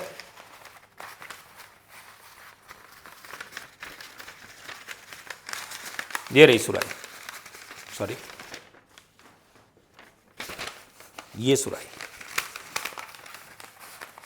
ये सुराही, इसे थोड़ा सा ऐसे कर्व कर देता मैं इस तरफ, तो इस तरफ लेके आता है, वापस आ जाता है, तो स्टेबल इक्विलिब्रियम होता। लेकिन अगर मैं इससे इधर या इधर डिस्प्लेस करूं तो ये कैसा हो जाएगा? अनस्टेबल इक्विलिब्रियम हो जाएगा। तो यानी कि जब ग्राफ जो 3 डायमेंशन में हो, 3 डायमेंशन में, तो एक ही पॉइंट पर स्टेबल और अनस्टेबल इक्विलिब्रियम दोनों पॉसिबल है। यस, एक ही पॉइंट पर अनस्टेबल और स्टेबल इक्विलिब्रियम दोनों पॉसिबल है। बेटा 2 डायमेंशन की बात नहीं कर रहा हूं मैं, अगर 3D की बात करूं तो 3 डायमेंशन में एक ही पॉइंट पर स्टेबल और अनस्टेबल दोनों इक्विलिब्रियम पॉसिबल है, and that points are called saddle point. ऐसे जो पॉइंट्स होते हैं, इन पॉइंट्स को एक नाम दिया जाता है बच्चे, क्या? Saddle point. इन पॉइंट्स को नाम देते हैं अपन लोग saddle points. Saddle points 3 dimension में होंगे, ऐसे पॉइंट्स जिसमें 3 डायमेंशन में पोटेंशियल एनर्जी का कर्व बने, एक्स एक्सिस के अलॉन्ग भी लेकर के जाएं और जेड एक्सिस के भी अलॉन्ग लेकर के जाएं, और इन्हें अगर शिफ्ट कराएं, 2 अलग अलग डायरेक्शन में अगर शिफ्ट कराएं, मान लो पोटेंशियल एनर्जी कर्व है, जेड एक्सिस के अलॉन्ग पोटेंशियल एनर्जी है, तो मैं एक्स एक्सिस और वाई एक्सिस के अलॉन्ग अगर इन्हें शिफ्ट कराऊं, तो एक पॉइंट एक एक्सिस के अलॉन्ग तो स्टेबल इक्विलिब्रियम देंगे, दूसरे के अलॉन्ग कैसा देंगे? अनस्टेबल इक्विलिब्रियम देंगे। तो ऐसे जो पॉइंट होते हैं, दैट पॉइंट या that positions are called the saddle positions और सैडल पॉइंट्स, और इनमें इक्विलिब्रियम जो है स्टेबल और अनस्टेबल इक्विलिब्रियम दोनों पॉसिबल होते हैं। ठीक है, तो अगर ये क्वेश्चन आया कि क्या एक ही पॉइंट पर एडजस्ट कर सकते हैं स्टेबल अनस्टेबल, बिल्कुल बात सही है बेटा, हाँ कर सकते हैं एक ही पॉइंट पर दोनों इक्विलिब्रियम एग्जिस्ट। ठीक है, चलो आगे बढ़ते हैं बच्चे, आगे बढ़ते हैं, कुछ न्यूमेरिकल्स देखते हैं कि किस तरीके से अपन लोग न्यूमेरिकल इसके बना सकते हैं। जैसे मान लो एक कोई एक्सप्रेशन दिया हुआ है, एक पोटेंशियल एनर्जी का एक्सप्रेशन दिया है, let say potential energy of an object is given as x की power 4/4 minus X square by 2 joule, इतनी है potential energy. Find maximum value of kinetic energy, maximum value of kinetic energy, maximum value of kinetic energy, kinetic energy if total mechanical energy is 0, if total mechanical energy is 0। अगर total mechanical energy 0 है तो kinetic energy की बच्चे maximum value क्या होगी, ये पूछ ली गई। सॉरी, टोटल मैकेनिकल एनर्जी मैं बोल दे रहा हूँ कि बच्चे 2 जूल है, 0 कैसे कर दी मैंने यार, सॉरी बच्चे, मैं ये बोले दे रहा हूँ 2 जूल है, 0 थोड़ा अच्छा नहीं लग रहा ना, 0 हीरो बन जाएगा, H2 जूल, 2 जूल है। ठीक है, तो सर टोटल मैकेनिकल एनर्जी दे रखी है बच्चे, टोटल मैकेनिकल एनर्जी तो कंजर्व रहती है, तो इसका मतलब जिस जगह पर काइनेटिक एनर्जी मैक्सिमम होगी वहां पर पोटेंशियल एनर्जी तो मिनिमम होगी, तभी तो कंजर्व रहेगी टोटल एनर्जी। तो सर इसकी मैक्सिमम वैल्यू अगर निकालनी है तो इसकी मिनिमम वैल्यू निकालना बहुत जरूरी है, क्योंकि टोटल एनर्जी गिवन है। चलो इसकी मिनिमम वैल्यू देख लेते भैया, मिनिमम वैल्यू कहाँ पर थी?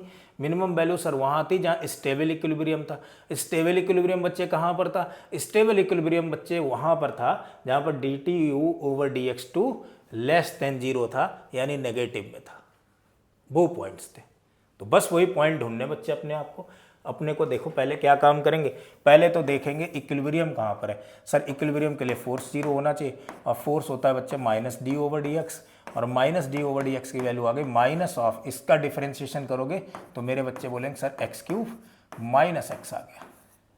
ये अगर 0 के इक्वल होगा तो इन पॉइंट्स पर इक्विलिब्रियम होगी। तो बनाया मैंने, x कॉमन ले लिया, क्या बचा x² - 1। इसके अगर फैक्टर करेंगे तो बच्चे एक फैक्टर आ गया 0, एक आ गया x² की वैल्यू 1 के इक्वल, यानी x की वैल्यू +1, और एक आ गया -1, इतने बने। अब ये पॉइंट चेक करने कि कहाँ पर स्टेबल इक्विलिब्रियम है और कहाँ अनस्टेबल इक्विलिब्रियम, कहाँ पर वैल्यू मिनिमम है और कहाँ पर वैल्यू मैक्सिमम है, इन्हीं पॉइंट्स पर। तो क्या सर काम करते थे? डबल डिफरेंशिएट कर देते थे, एक बार इसे और डिफरेंशिएट कर देते हैं, यानी dtu/dx2 तो इस टर्म को एक बार और अगर डिफरेंशिएट करेंगे तो बच्चे बन जाएगा 3x² - 1, ये बना। पहले अपन लोग x की जगह 0 पुट करते हैं, तो एट x = 0, x की वैल्यू 0 अगर पुट करोगे तो कितना आ जाएगा बच्चे? ये तो 0 हो गया, वैल्यू आ गई -1, यानी dtu/dx2, ये वैल्यू लेस देन 0 आ गई। लेस देन 0 मतलब बच्चे यहाँ मैक्सिमा है, तो पोटेंशियल एनर्जी यहाँ क्या मिलेगी? मैक्सिमम मिलेगी, यानी ये तो पॉइंट अपने को नहीं ढूंढना है, वो पॉइंट ढूंढने जहाँ पोटेंशियल एनर्जी कैसी हो, मिनिमम हो, तभी तो काइनेटिक एनर्जी की मैक्सिमम वैल्यू निकाल पाएंगे। ठीक है, अब एक बार मैं +1 और -1 पर चेक कर लेता हूँ। तो dtu/dx2 at x equal to +1 and -1 दोनों एक साथ। क्यों? क्योंकि यहाँ x स्क्वायर है बच्चे, तो 3 टाइम्स ऑफ चाहे +1 का स्क्वायर करो चाहे -1 का स्क्वायर करो, वैल्यू तो प्लस में ही आनी है। तो कितना आ जाएगा बच्चे? तभी आ जाएगा 3 - 1 यानी 2। तो dtu/dx2 की तो वैल्यू आ गई कितनी बच्चे? पॉजिटिव आ गई। और पॉजिटिव अगर आ गई तो यहाँ मिलेगी मिनिमा, और मिनिमा का मतलब है पोटेंशियल एनर्जी कितनी होगी इस पॉइंट पर, इन पॉइंट्स पर पोटेंशियल एनर्जी मिनिमम होगी। पोटेंशियल एनर्जी कैसी होगी? मिनिमम होगी। कितनी होगी सर? यही पॉइंट्स रख दो, यहाँ पोटेंशियल एनर्जी की वैल्यू आ गई, तो मिनिमम पोटेंशियल एनर्जी की वैल्यू आ गई। चाहे +1 रखो बेटा, यहाँ +1 रखोगे इवन पावर है, या -1 रखोगे वैल्यू पॉजिटिव ही आएगी। तो ये बन गया 1/4 -1/2, और वैल्यू अगर पुट करी तो बन गया -1/4। मिनिमम पोटेंशियल एनर्जी की वैल्यू नेगेटिव ऑफ 1/4। बेटा पोटेंशियल एनर्जी नेगेटिव हो सकती, काइनेटिक एनर्जी नहीं हो सकती। अब यहाँ वैल्यू पुट कर दो। तो सर यहाँ वैल्यू अगर अपन लोग पुट करेंगे तो क्या बनेगा? तो बन जाएगा मेरे बच्चे ई जो टोटल एनर्जी है वो 2 जूल है। Minimum value of potential energy, sir minimum value हो गई इसकी -1/4 प्लस के मैक्स। तो के मैक्स की तो वैल्यू आ चुकी कितनी बच्चे मेरे?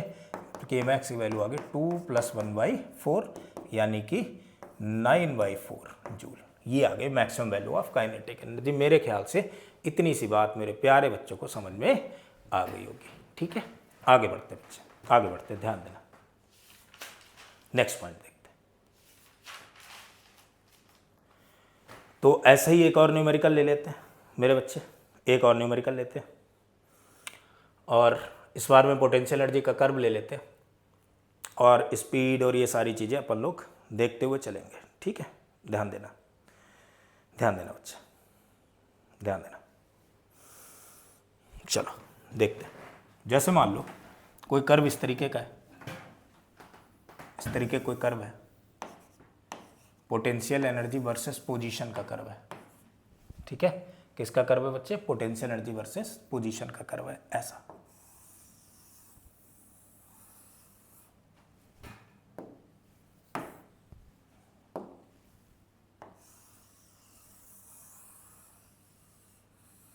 ऐसा कर्व है। इनका नाम दे देते हैं, नामकरण इनका करते हैं। ए अन्नू, बबीता, चोपड़ा साहब, Dwivedi ji. E for elephant, हाथी भैया। एफ, जी फॉर गोट बैठा है। ठीक है, ऐसे ABCDEFG। अब यहां पर कोई पार्टिकल है, वो पार्टिकल चलना चालू करता है ऐसे। तो पार्टिकल का मास लेट से 0.1 kg, mass of the particle is 0.1 kg। मैं पोटेंशियल एनर्जी डिफाइन करे दे रहा हूँ। इस पॉइंट पर पोटेंशियल एनर्जी है मान लो 8 जूल। कितनी है बच्चे? 8 जूल, 8 जूल है। ठीक है, ओके। इस पॉइंट पर पोटेंशियल एनर्जी बच्चे -8 जूल। कितनी बच्चे? -8 जूल। ओके, और इस पॉइंट पर पोटेंशियल एनर्जी है मेरे बच्चे 16 जूल। ये 16 जूल है, 16 जूल है।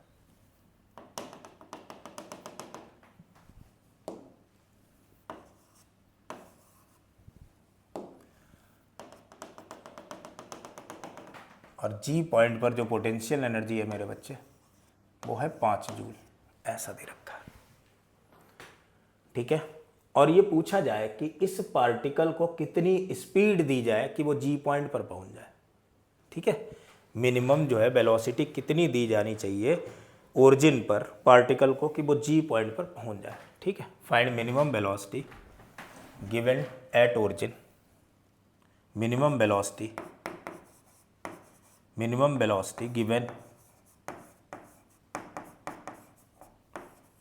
given at origin so that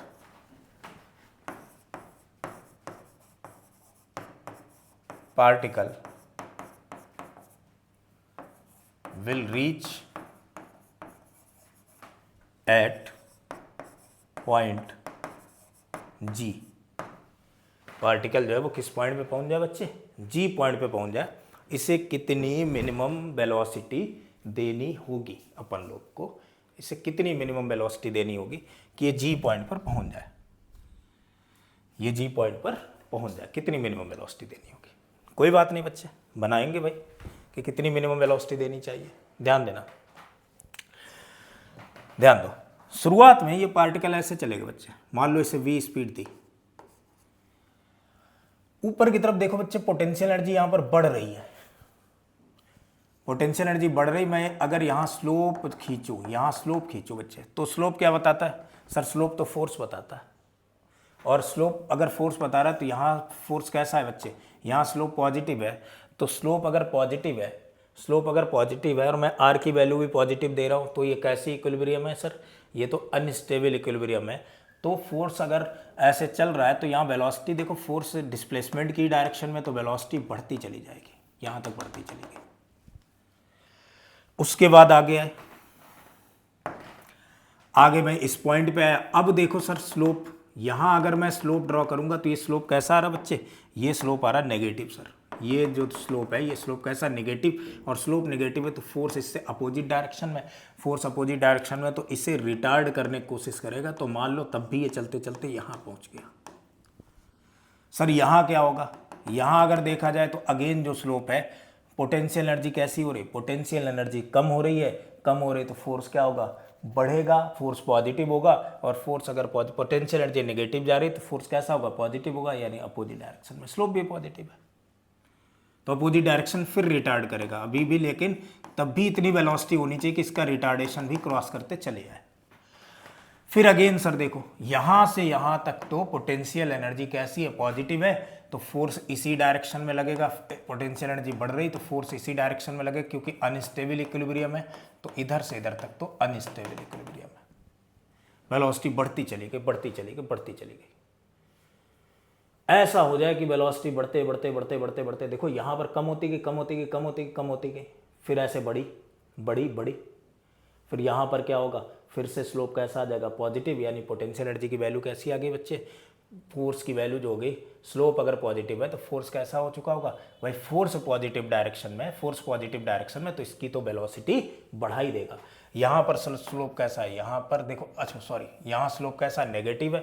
slope अगर इसका पोटेंशियल एनर्जी का नेगेटिव है तो फोर्स कैसा हो गया, स्लोप नेगेटिव तो फोर्स पॉजिटिव, और स्लोप पॉजिटिव तो फोर्स कैसा, नेगेटिव, यानी अपोजिट डायरेक्शन में। तो यहाँ अपोज कर रहा है फोर्स लगातार, यहाँ अपोज कर रहा है।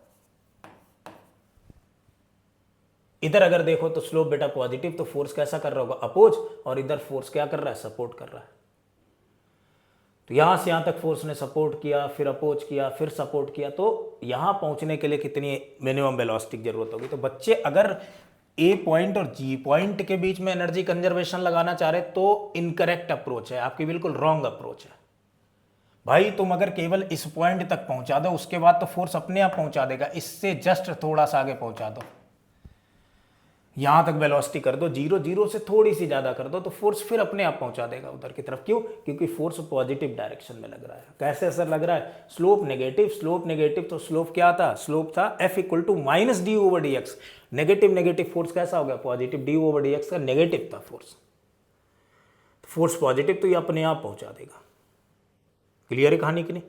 तो मुझे जी पॉइंट के लिए कंजर्वेशन ऑफ एनर्जी नहीं लगानी बच्चे, मुझे किस पॉइंट के लिए कंजर्वेशन ऑफ एनर्जी लगानी, मुझे सिर्फ और सिर्फ एफ पॉइंट तक अगर मैं पहुंचा दिया ना तो कहानी बन जाएगी। तो मैं कंजर्वेशन ऑफ एनर्जी कहां के लिए लगाऊंगा, from conservation of energy, from conservation of energy, conservation of energy. मेरे बच्चे कहां के लिए कंजर्वेशन ऑफ एनर्जी, बच्चे बोलेंगे सर कंजर्वेशन ऑफ एनर्जी तो आप लगा दो ए से लेकर के एफ के बीच में, यानी potential energy at A plus kinetic energy at A equal to potential energy at B plus kinetic energy, sorry F, kinetic energy at F. बहुत अच्छी बात समझ में आ गई सर। ए पर potential energy sir zero, kinetic energy half M into B square, F पर potential energy sir पता है 16 joule, plus kinetic energy, sir just पहुंचे हैं तो एम बी की जगह 0 प्लस का, 0 प्लस मैंने क्यों लिखा, क्योंकि उस पोजीशन पर पहुंच करके वेलोसिटी अगर जस्ट 0 कर दी तो वो इक्विलिब्रियम में आ गया, मुझे इक्विलिब्रियम से थोड़ा सा शिफ्ट करना पड़ेगा, इधर की तरफ पहुंच जाएगा। तो ये खत्म कर दिया मैंने, यहाँ से बी की वैल्यू कैलकुलेट करेंगे, then B square equal to 32 upon में M that is 0.1 kg, cancel है 320 हो गया, यानी बी की वैल्यू रूट ऑफ 320, तो 8 इंटू 4 इंटू 10, मतलब 8 को लिखेंगे 2 इंटू 4 इंटू 10 को 2 इंटू 5, सो 4 टू जा 8 रूट 5 मीटर पर सेकेंड। ये आ गए अपने पास में, इतनी मिनिमम स्पीड देनी चाहिए पार्टिकल को, इतनी मिनिमम वेलोसिटी देनी चाहिए कि ये एफ पॉइंट पर पहुंच जाए। अब मैं इसे पूछूं किसी पॉइंट पर वेलोसिटी, भाई किसी पॉइंट वेलोसिटी के लिए एनर्जी कंजर्वेशन अपन लोग लगा ले जाएंगे और आंसर कैलकुलेट करते चले जाएंगे। इतनी बात तो क्लियर हो गई, इसमें कोई दिक्कत ही नहीं है। अब मैं ये पूछ लूँ कि मैक्सिमम वेलोसिटी किस पॉइंट पर होगी पार्टिकल की, तो सर मैक्सिमम वेलोसिटी कहाँ पर होगी, मैक्सिमम वेलोसिटी तो वहाँ होगी जहाँ पर पोटेंशियल एनर्जी क्या होगी, मिनिमम होगी। तो find maximum velocity, find maximum velocity of the particle, maximum velocity.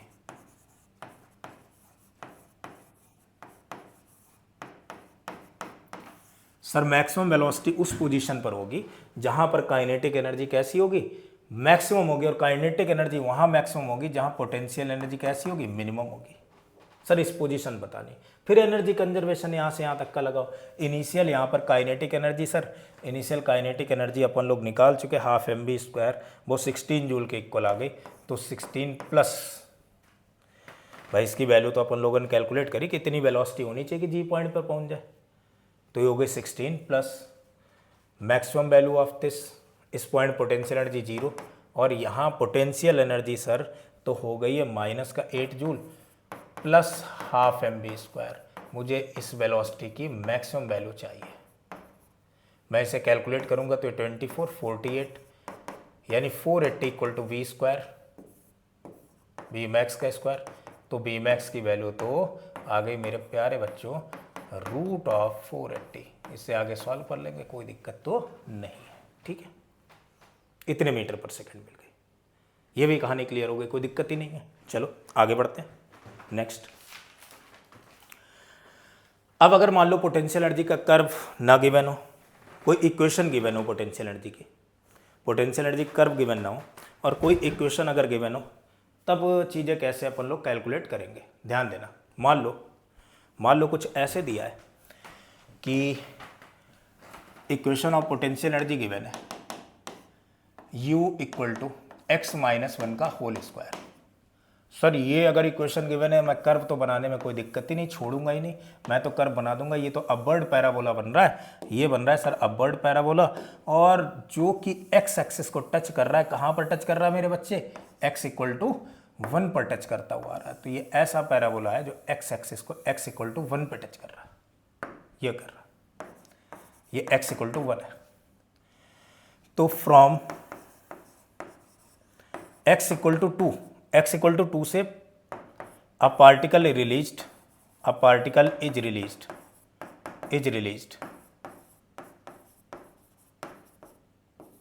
Eight t equal to 0, then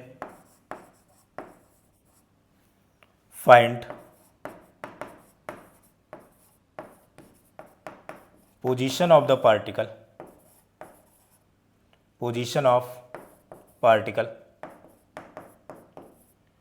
at which it reaches,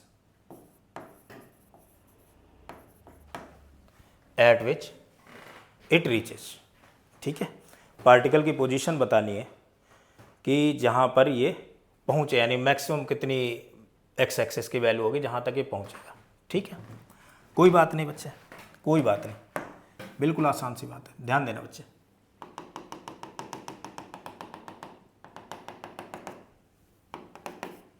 यहां से रिलीज किया गया x इक्वल टू 2 से पार्टिकल को,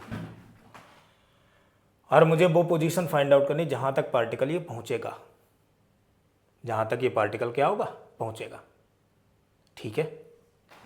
वो पोजीशन भी बनाई जाएगी कि कहां तक पार्टिकल पहुंचेगा। तो तो उसके लिए मुझे एक्सेलेरेशन निकालना होगा। सर एक्सेलेरेशन कैसे निकाले? बेटा फोर्स निकाल लो, और फोर्स निकालने के बाद तो एक्सेलेरेशन भी तो आ ही जाएगा। फोर्स सर क्या होता है? सर फोर्स होता है F equal to minus D over D X. भाई प्लान है अपने पास में, इसे अगर डिफ्रेंशिएट करोगे -2 सामने x की पावर -1 और ये बन गया, तो ये फोर्स आ गया। कितना आ गया सर? -2x + 2 आ गया फोर्स। फोर्स होता है बेटा मास इंटू एक्सेलरेशन। सॉरी मैंने मास नहीं दिया, मैं मान ले रहा हूँ मास है 1 kg, कोई दिक्कत नहीं इसमें। मास कितना? Mass of the particle is 1 kg। तो एक्सेलरेशन हो जाएगा फोर्स अपॉन मास, तो F/m that is equal to -2x + 2। ये तो एक्सेलरेशन आ गया। सर क्या मैं इस एक्सेलरेशन को b/dv/dx लिख सकता हूँ? बेटा बिल्कुल लिख सकते हो, इक्वल टू -2x + 2। क्या मैं इसे b/dv equal to -2x + 2dx लिख दूँ? हाँ बिल्कुल लिख दो। सर मैं इसे इंटीग्रेट करूँगा। लिमिट कहाँ से सर? लिमिट शुरुआत हो रही जब t इक्वल टू 0 है, तो ये 2 से चालू हो रहा है, कहाँ तक? किसी अपनी मैक्सिमम वैल्यू तक पहुँच रहा है, वापस यहाँ तक x तक पहुँच रहा है। वहाँ पर भी वेलोसिटी इसकी कितनी हो जा रही? 0। 2 पर भी 0 रिलीज किया जा रहा है और बाकी भी जगह 0 हो गई इसकी वेलोसिटी। अब क्या करें सर? कोई दिक्कत नहीं, कोई दिक्कत नहीं बेटा। इसका डिफरेंशिएशन तो कितना, वो इंटीग्रेशन कितना आ जाएगा? 0, क्योंकि 0 से 0 लेकर के चल रहे हैं तो dv की वैल्यू 0। अब इधर अगर देखा जाए बच्चे तो क्या काम करेंगे? -2x dx, तो -2x का बेटा हो जाएगा x² / 2।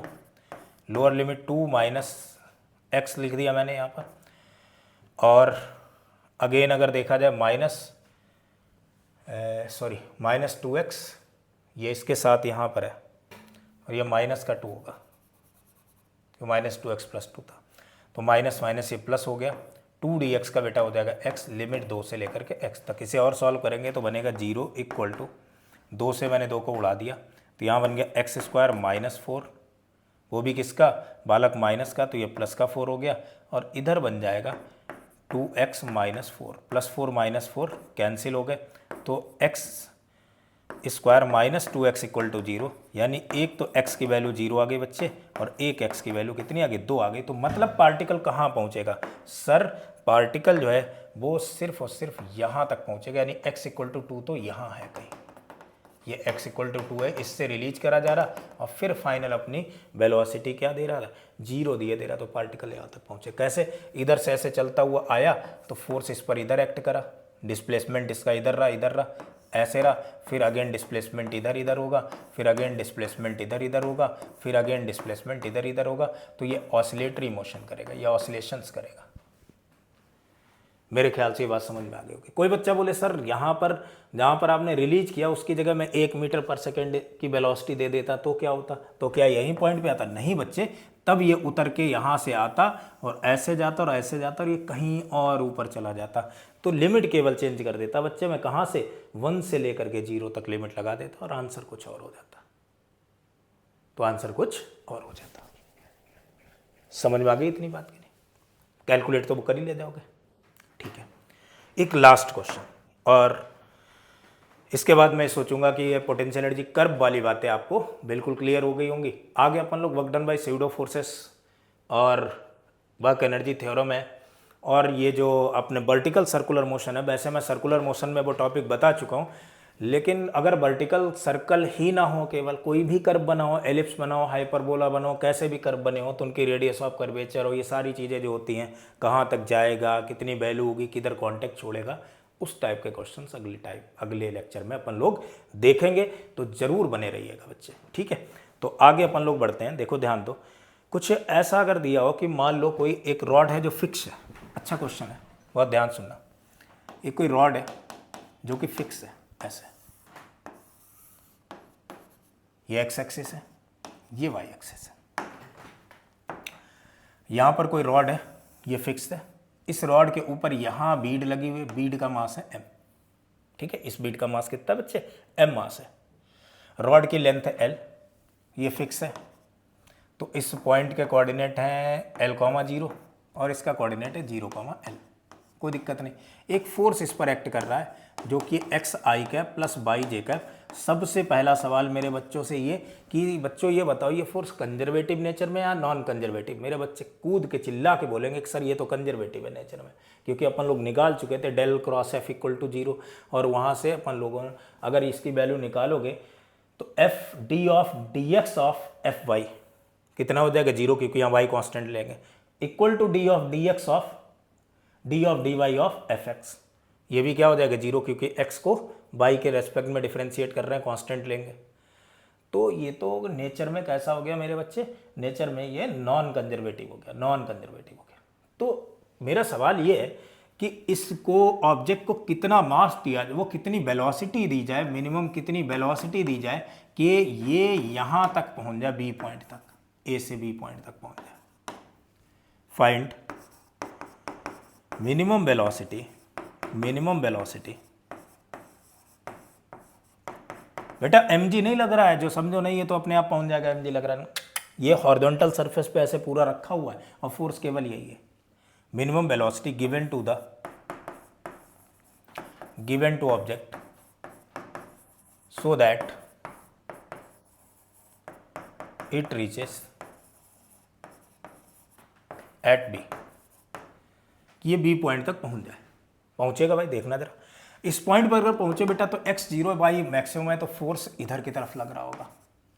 इस पॉइंट पे आओगे तो y जो है थोड़ा सा ज़्यादा है लेकिन x थोड़ा सा बड़ा है, तो फोर्स जो है कुछ छोटा सा फोर्स इधर होगा, बड़ा फोर्स इधर होगा।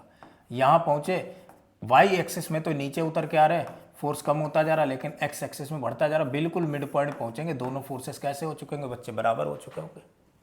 और इसके बाद में x एक्सिस के अलॉन्ग फोर्स क्या होगा, बढ़ने लगेगा। अच्छा, वाई एक्सिस वाला फोर्स क्या कर रहा था बेटा, अगर ये u वेलोसिटी से इधर आ रहा तो उसे रोकने की कोशिश कर रहा था। भाई u वेलोसिटी से अगर ये पार्टिकल नीचे की तरफ उतर रहा है तो इसके वेलोसिटी के दो कंपोनेंट बने, एक इधर और एक इधर, तो ये इसे रिटार्ड करने की कोशिश कर रहा है। ठीक है, ये चल रहा है लेकिन इसे तो रिटार्ड करने की कोशिश कर रहा है। अगर मैं काश यहां तक पहुंचा ले जाऊं ना, सिर्फ यहां तक, तो यहाँ पर फोर्स का एक कंपोनेंट ऐसा होगा जो वेलोसिटी की डायरेक्शन में अच्छा खासा बढ़ेगा और ये यहाँ तक लिए जाएगा। तो अपन लोग को एनर्जी कंजर्वेशन यहाँ से यहाँ नहीं लगानी बच्चे, अपन लोग को एनर्जी कंजर्वेशन ए से लेकर के सिर्फ पॉइंट सी तक लगानी है और कहानी बना लेनी है। ए से लेकर के सी पॉइंट तक अगर अपन लोग लेकर के आ गए इस चीज़ को तो फिर कहानी बन जाएगी सर। तो क्या काम करना है, जो भी एनर्जी कंजर्वेशन लगानी वो कहाँ तक लगानी है बच्चे, पॉइंट ए से लेकर के पॉइंट सी तक, उसके आगे नहीं। अगर अपन लोग ए से बी तक लगाएंगे तो रॉन्ग अप्रोच होगी, मुझे सी पॉइंट तक ही लेकर के आना है। तो सी पॉइंट तक अपन लोग क्या करेंगे, energy conservation, change in potential energy, बिल्कुल बेसिक जो अपन लोगों ने रिलेशन पढ़ा था उससे, एफ डॉट डी आर क्या लिखेंगे, माइनस का एफ की वैल्यू बच्चे पता है X I cap plus Y J cap, dot D R बच्चे, डॉट डी आर मतलब D X I cap plus D Y J cap, और इस चेंज इन पोटेंशियल एनर्जी को, चेंज इन पोटेंशियल कहाँ पर बेटा, C minus A, U C minus U A, इन points की पोटेंशियल एनर्जी के चेंज के बराबर होगा। यहाँ चेंज इन पोटेंशियल एनर्जी लिखते हैं और ये चेंज इन पोटेंशियल एनर्जी मैं यहाँ से कैलकुलेट करूँगा। लिमिट सर कहाँ से कहाँ तक लगाऊँ, मैं इसे लिखूँगा एक्स डी एक्स हो गया और प्लस वाई डी वाई हो गया। सर लिमिट बच्चे एक्स एक्सिस कहाँ पर है, 0 से Ly2 ले जा रहा हूँ, और वाई एक्सिस कहाँ था, L से Ly2 लेकर जा रहा हूँ, वाई एक्सिस में L से Ly2, ये लिमिट लगा दी मैंने। तो यू सी माइनस यू ए, इसकी वैल्यू अपन लोगों ने अगर कैलकुलेट करी तो मिल गई बच्चे L²/4 नेगेटिव में, और प्लस ये वैल्यू बन जाएगी y² dy यानी L²/4 minus L²/8 minus L²/2, sorry L²/2, upper limit minus lower limit, L²/8 minus L²/4 sorry L²/4। इसे अगर अपन लोग सॉल्व करेंगे तो ये प्लस का L²/4 ये कैंसिल हो गया, तो यू सी माइनस यू ए की वैल्यू आ गई बच्चे माइनस का L²/8, ये बन गई। क्या सर मैं एनर्जी कंजर्वेशन लगा सकता हूँ इन पॉइंट्स पे, बिल्कुल लगाओ बच्चे। तो एनर्जी कंजर्वेशन बच्चे क्या कहता है, एनर्जी कंजर्वेशन सर ये कहता है कि चेंज इन पोटेंशियल एनर्जी, वो initial energy U A plus K A equal to U F plus K F, मैं जस्ट यहाँ तक पहुँचाऊँ किस पॉइंट तक, सी पॉइंट तक पहुंचा हूं सिर्फ, तो काइनेटिक एनर्जी तो सी पॉइंट पर जीरो कर देंगे। तो के ए की वैल्यू आ गई बच्चे यू सी माइनस यू ए, और मैं यू सी माइनस यू ए की वैल्यू कैलकुलेट कर चुका हूं। वो कितनी है, वो मेरे लाल है एल स्क्वायर बाई 8 माइनस में यू सी माइनस यू ए। किसके इक्वल होगा बच्चे, वो होगा हाफ एम बी स्क्वायर के इक्वल। तो मैं माइनस अभी नहीं लेकर के चल रहा हूँ, इसका सिर्फ मैग्नीट्यूड लूँगा, तो बन जाएगा half M into B square. तो यहाँ से वेलोसिटी की वैल्यू तो अपन लोग कैलकुलेट कर ले जाएंगे। मेरे ख्याल से ये बात समझ में आ गई होगी। देखो जरा बच्चे, अगर दिमाग में आ रहा हो क्या असर कर दिया आपने, बेटा देखो फोर्स यहाँ पर देखो, यहाँ फोर्स y की वैल्यू कितनी है, y की वैल्यू L है और x की वैल्यू कितनी है, इस पॉइंट पर 0 है, तो फोर्स केवल y एक्सिस का लॉन्ग। आगे बढ़ते जा रहे, y की वैल्यू कम होती जा रही है, x की वैल्यू बढ़ती जा रही है, फोर्स बढ़ता चला जा रहा है, x एक्सिस का लॉन्ग y एक्सिस का लॉन्ग कम, यहाँ पर अगेन पहुंचे, दोनों बराबर हो गए। अब यहाँ x एक्सिस का लॉन्ग y एक्सिस का लॉन्ग दोनों फोर्स बराबर हो गए, तो ये वाला फोर्स वेलोसिटी का ये कॉम्पोनेंट तो बढ़ा ही देगा ना, इसके बाद में ये तो बढ़ाता ही रहेगा। और अगर वेलोसिटी का ये कंपोनेंट बढ़ा तो इधर की तरफ तो वेलोसिटी इसका कंपोनेंट ऑटोमेटिक बढ़ता चला जाएगा। तो अपन लोग को केवल सी पॉइंट तक पहुंचाना, बी तक पहुंचाना ही नहीं है, इसके बाद तो फोर्स लेके जाएगा ही जाएगा। इतनी बात क्लियर हो गई? मेरे ख्याल से बातें क्लियर हैं। तो नेक्स्ट लेक्चर के लिए रेडी रहना, बहुत अच्छा सेशन होने वाला। तब तक के लिए थैंक यू।